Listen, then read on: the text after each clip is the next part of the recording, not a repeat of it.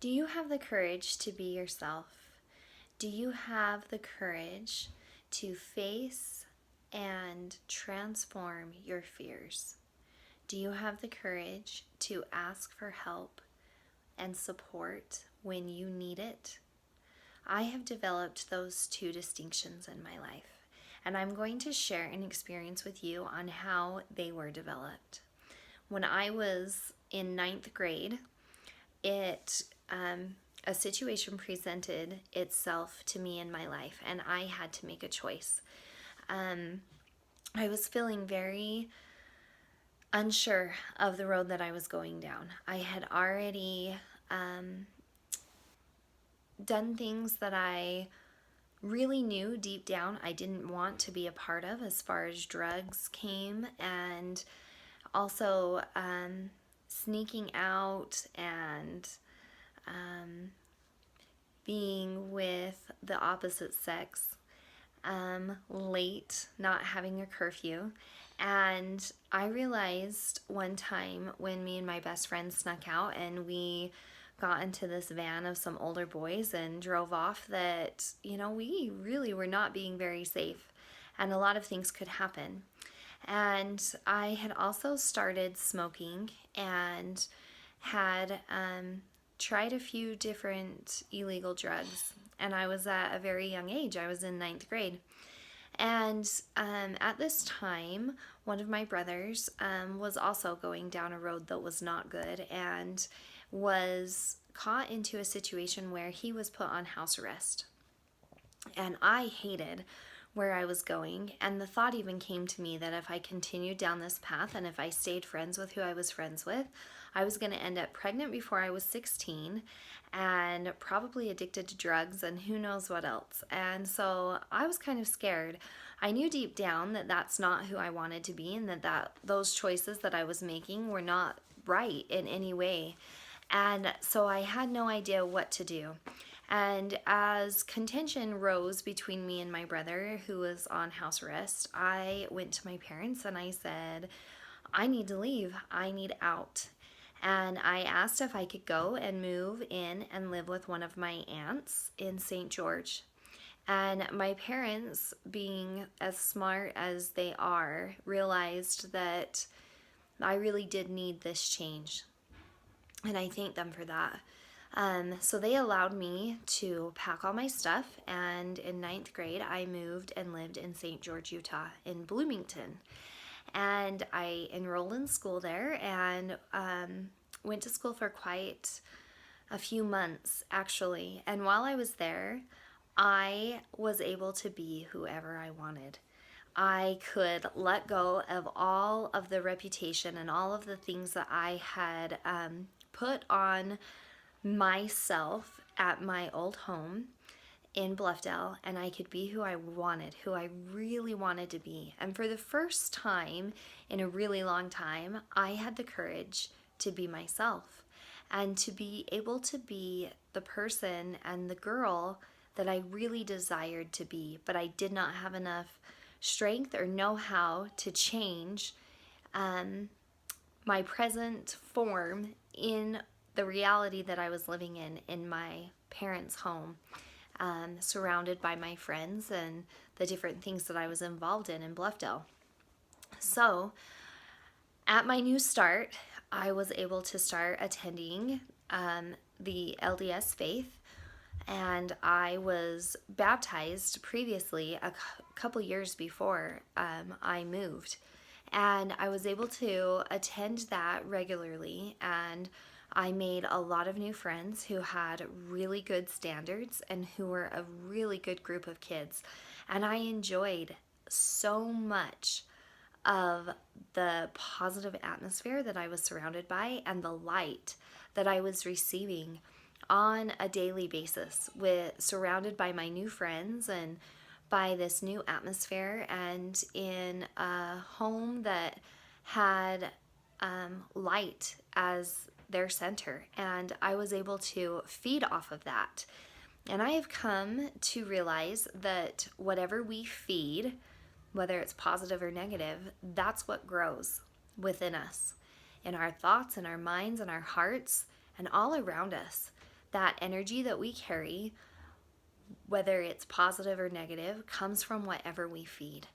And so whatever we feed ourselves, not physically, but spiritually and mentally and in every other aspect of our lives, is what will grow.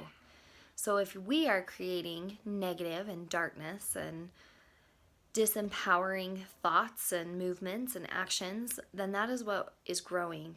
And it's not until we stop doing that and we start feeding the light that we gain strength and that we can grow in a positive, uplifting way, and we won't be weighed down anymore.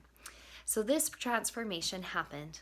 I had courage in myself to realize that I needed to face the situations that I was in and transform. And I was able to do that. And I'm so grateful that my parents allowed me that opportunity, because it is honestly when the fork was in the road at that point in my life, and I was either going down road A, which led to light and darkness, or road B, which stayed where I was and I would be stuck. And I'm so grateful that I was able to choose the road that had an everlasting way out and did not have a dead end. And so I am giving this distinction to you as a way for you to distinguish and to determine whether you have courage to be yourself. Are you in a place where you can stand and say, I need to face and transform my fears? Because my greatest fear was ending up on that dark road of being 16 and being pregnant and having that kind of a future for me and my posterity that I did not want to have. And the other distinction and tool that I was able to develop was to ask for support when it was needed. I was able to go to my mom and dad and say, hey, look, I know that this situation is crazy. I know that things aren't working out, and I really need to be able to do what I need for me. I need to put aside everything else and take this stand and get the help and support that I needed. And at the time, I truly believed that I could not find that light in my home. And I might have been able to at one time, but at this particular moment, I could not, at the age that I was, and I was up to the point where I could not handle anymore, and so I had to make a decision. And so I was able to ask for that help and support, and I'm so grateful that I was able to. And I'm so grateful that my parents were willing to allow me the opportunity that I could take those steps and be able to truly find who I wanted to be. And I'm grateful that my aunt was also willing to help when I needed that help and allow me to enter into her home. So these moments can come to us at different times, and we need to be able to realize that this is not a sign of weakness, that this actually gives us power and it brings us strength. And they are two very important tools in our pathway through life. Being able to have the courage to be yourself, to face your trials and your fears, and to not just face them, but transform them.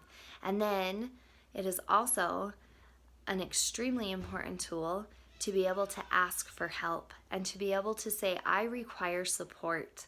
I require support in helping me figure out where I go next. Sometimes we cannot do it alone. My journey definitely has not been alone. I have not taken any of the steps alone, and I still to this day am not doing it alone. I have so many people who rally around me, who lift me up, who strengthen me, who encourage me, who help me move forward.